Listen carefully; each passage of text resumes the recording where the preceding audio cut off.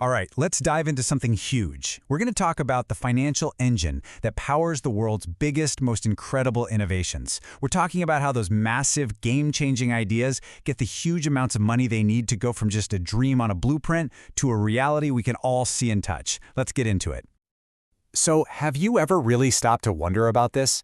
I mean, how does a company go from a tiny startup to a global giant, building these massive factories or developing technology that literally changes the world? It's definitely not with the cash they have left over from last month's sales. No way. It takes a completely different kind of fuel. And that brings us right to this fundamental problem, this hurdle that every single ambitious company hits eventually. We can just call it the growth challenge. Just think about it for a second. Expanding factories, pioneering brand new research, buying major state-of-the-art equipment, these things cost an absolute fortune.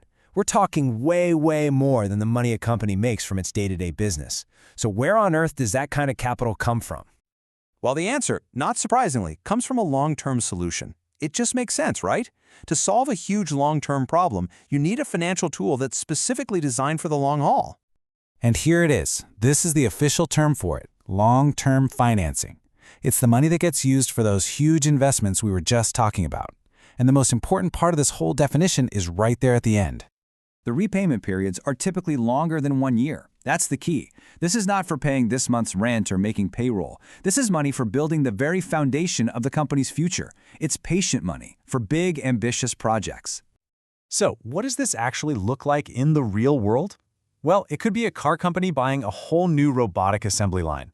Or maybe a biotech firm funding years and years of research to find a new cure. Or even a tech giant building a massive new data center. These are the kinds of game-changing moves that are powered by long-term financing. Now, when a company decides it needs this kind of funding, it generally has two main paths it can take, two main roads to get that capital. And this breaks it down perfectly.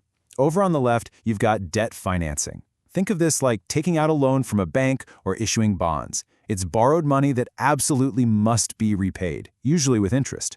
On the right, you've got equity financing. This is totally different. Here, a company is selling off little pieces of itself, ownership stakes, or stock, in exchange for cash.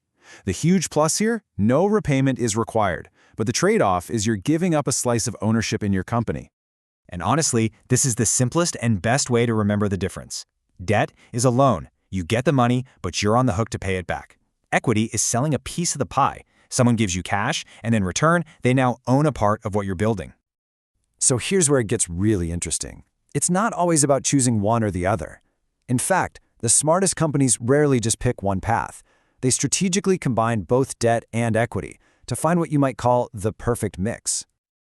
And there's a technical name for this strategy. It's called a company's capital structure. You can think of it like a company's unique financial recipe, the specific blend of borrowing and selling ownership that it uses to fund everything it does. But why bother with all this mixing and matching? Well, because getting that capital structure right is a balancing act with some massive benefits. The whole goal is to create financial stability, to balance the risks of borrowing money with the potential returns of growth, to make your financing as cheap and efficient as possible, and crucially, to give yourself the flexibility to make big moves in the future. So a company's capital structure could look something like this. What we're seeing here is a hypothetical company that's funded 60% by equity, so money from its owners and shareholders, and 40% by debt, which it owes to lenders. Now, every industry and every company will have a very different looking pie. Okay, all this theory is great, but how does it actually work in the real world? Let's look at a perfect example of a company that used this exact strategy to, well, literally change the world, Tesla. Tesla had this unbelievably ambitious vision, right? To accelerate the world's transition to sustainable energy. That meant building these massive gigafactories and pouring billions and billions into electric vehicle innovation. So let's see how they paid for all of that. They used a really smart, blended approach. First, the goal was crystal clear. They needed massive amounts of cash for their factories and all that R&D. Second, the method. They didn't just pick one path. They issued corporate bonds, that's the debt, to raise money they'd have to pay back. But they also issued new stock, that's the equity, selling off small pieces of ownership. And the result of this mix? It gave them the rocket fuel they needed to scale production all over the world, while still allowing the leadership to keep strategic control of their vision. So really, the crucial takeaway here is this.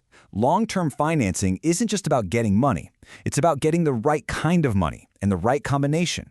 A smart, balanced mix of debt and equity is the true engine that allows these ambitious ideas to become dominant global realities.